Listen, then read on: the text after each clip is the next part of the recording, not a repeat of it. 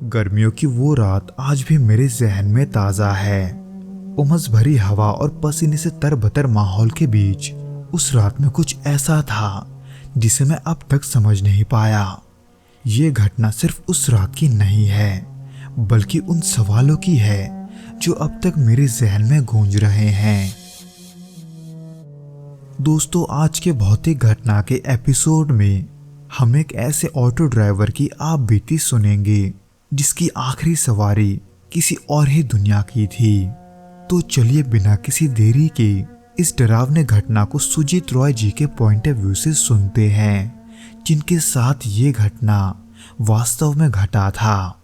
लेकिन दोस्तों, इससे पहले कि हम इस वीडियो में आगे बढ़े, आप प्लीज इस चैनल को सब्सक्राइब करके इसे अपने दोस्तों के साथ शेयर जरूर करना, क्योंकि हम ऐसे वीडियोस हर शाम 6 बजे आपके लिए लाते रहते हैं।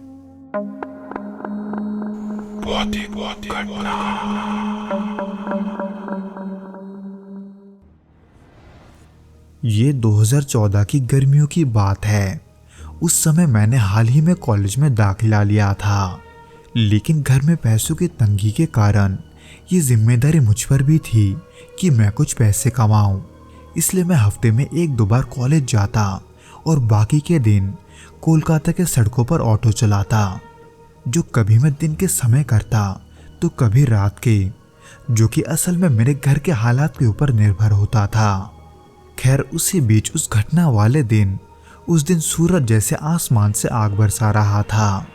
तापमान करीब 40 डिग्री तक पहुंच चुका था और गर्म हवा जैसे शरीर को झुलसा रही थी। दिन भर के पसीने से तरबतर होकर मैंने सोचा कि आज के दिन मैं रात को रिक्शा चलाऊंगा, क्योंकि गर्मी के कारण दिन में बहुत लोग सड़कों पर नहीं निकल रहे थे, जबकि रात का समय वो थोड़ा राहत देने वाला था।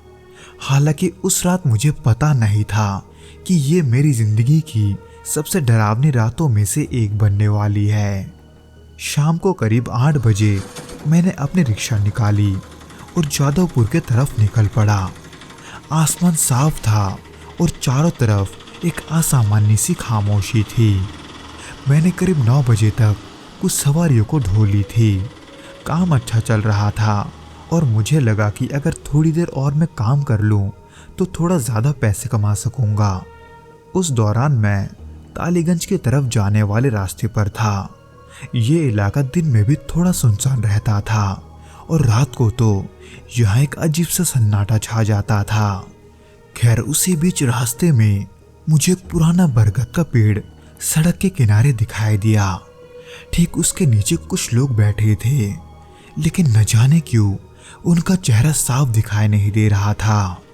हालांकि मैं उन्हें अनदेखा करके आगे बढ़ गया, लेकिन जैसे मैं पेड़ के पास पहुंचा, मुझे ऐसे लगा जैसे किसी ने मेरा नाम पुकारा है, जो कि इतना तेज आवाज था कि मैंने उसे अपनी चलती ऑटो में सुन लिया था। हालांकि ये बात अजीब थी, क्योंकि वहाँ मेरी जान पहचान का कोई नहीं था, पर फिर भी मैंने वही किया जो बाकी सभी नाम पुकारे जाने पर करते हैं। मैंने तुरंत रुककर पीछे देखा, लेकिन वहाँ कोई नहीं था, सिवाय उन लोगों के जो बड़ी अजीब सी चुप्पी के साथ एकदम स्थिर होकर बैठे हुए थे। वो ना तो एक दूसरे से बातें कर रहे थे और ना ही कोई हरकत, वो बस स्थिर होकर बैठे हुए थे। इस अजीब से वाकया के बाद रात के करीब 10 बजे मैं तालीगंज के सुनसान इलाके में पहुंचा। सड़कों पर हल्की हल्की हवा चल रही थी, पर न जाने क्यों उस हवा में गर्म होने के साथ साथ एक अजीब सी गंध भी थी। ऐसा लग रहा था जैसे कुछ जल रहा हो, लेकिन आसपास कहीं आग दिखाई नहीं दे रही थी। मैं एक के बाद एक ऐसी ही अजीब चीजों का सामना करने लगा था। उसी के थोड़ी देर बाद मुझे सड़क के किनारे एक महिला दिखाई दी। वो सफेद साड़ी में थी और उसके बाल खुले हुए थे। उसने हाथ दिखाकर मुझे रुकने का इशारा किया। पहले तो मैंने सोचा कि शायद वो किसी दूसरे गाड़ी को रोक रही होगी, लेकिन जब मैंने ध्यान से देखा तो वो मेरी तरफ ही देख रही थी। इसलिए मैं उसके पास जाकर रुक गया और वो एकदम नॉर्मल तरीके से ये बोलते हुए रिक्शे पर बैठ गई कि उसे तालीगंज तक जाना है। जो कि एक हिसाब से मेरे लिए भी सही था क्योंकि मैं वही जा रहा था। पर उसी बीच जैसे जैसे हम आगे बढ़ते जा रहे थे वैसे वैसे उस औरत का रवैया बदलते जा रहा था। वो अचानक से एकदम स्थिर होकर बैठ गई थी और तिरछी नजरों से यहाँ वहाँ देख रही थी, वो भी बिना अपने गर्दन को घुमाए। मैंने उसकी तरफ एक दो बार देखने की कोशिश की, लेकिन उसकी आंखों की अजीब हलचल मुझे असहज कर रही थी। उसी बीच रास्ते में एक सुनसान मोड़ आ गया और वहाँ अचानक से हवा रुक गई। चारों तरफ इतनी खामोशी थी कि मुझे अपने रिक्शे के पहिए की आवाज़ असामान्य रूप से तेज लगने लगी और उस आवाज़ के बीच में मुझे पीछे से हल्की फुसफुसाहट सुनाई दी। ऐसा लगा जैसे वो महिला कुछ बोल रही है, जो कि बहुत ही अजीब था क्योंकि शीशे में उसका मुंह जरा सा भी नहीं हिल रहा था। यह देखकर मैं थोड़ा घबरा गया, लेकिन फिर भी मैं रिक्शा चलाता रहा। पर असली डरावना पल तो तब आया जब हमें पुराने पुल पर पहुंचे। वहां अचानक से मेरे रिक्शे का अगला पहिया अटक गया। हालांकि मैंने उतरकर उसे चेक किया, लेकिन मुझे वहां कुछ भी ऐसा नहीं दिखा जिसमें उस रिक्शे का पहिया अटका हो। इसलिए मैं वापस रिक्शे के अंदर आ गया। लेकिन जैसे मैं वापस रिक्शे में बैठा, मुझे अपनी पीठ पर किसी के हाथ रखने का एहसास हुआ, जो कि मैं स्पष्ट रूप से समझ पा रहा था।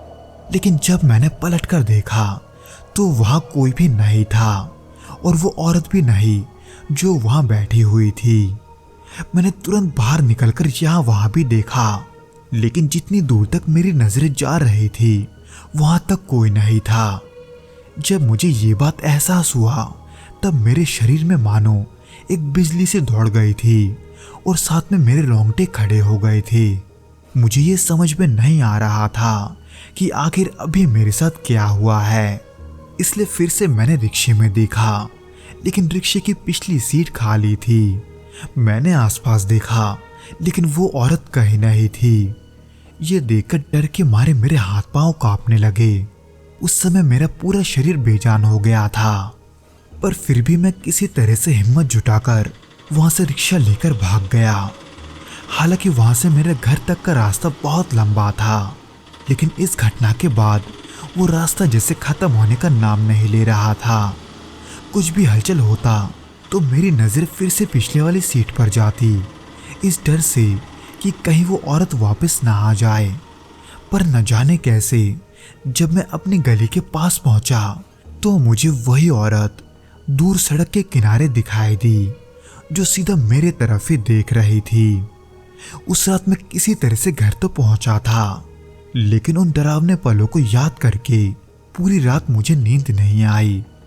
यहाँ तक कि इसके अगले कुछ दिन भी मेरे दिमाग में बस यही सब चल रहा था। मैं ये जानना चाहता था कि आखिर वो मेरे साथ क्यों हुआ। हालांकि इसका जवाब तो मुझे आज भी नहीं मिला। शायद से वो कोई इत्तेफाक था, पर अपने कुछ दोस्तों से बात करके मुझे ये पता चला कि तालीगंज के उस इलाके में मेरे अलावा भी कई लोगों ने ऐसी ही घटनाओं का सामना किया है। इसलिए आज भी जब मैं तालीगंज के उस रास्ते से गुजरता हूँ तो मुझे उस रात की घटनाएं याद आ जाती है, जो कि आज भी मेरे रोंगटे खड़े कर देते हैं। वो महिला, उसकी आंखें और वो अजीब सा ठंडापन, सब कुछ मेरी यादों में ताज़ा है।